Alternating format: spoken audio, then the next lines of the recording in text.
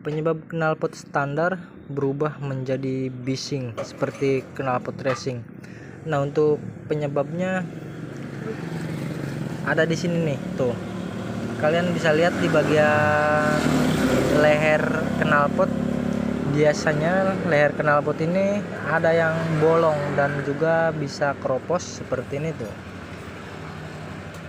Jadi ini menyebabkan motor standar kalian suaranya berubah menjadi suara bising dan juga racing seperti itu.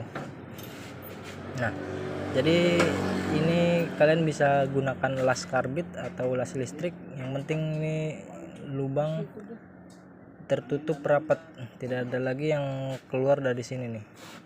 Terima kasih, semoga bermanfaat. Jangan lupa like, comment, subscribe dan juga share.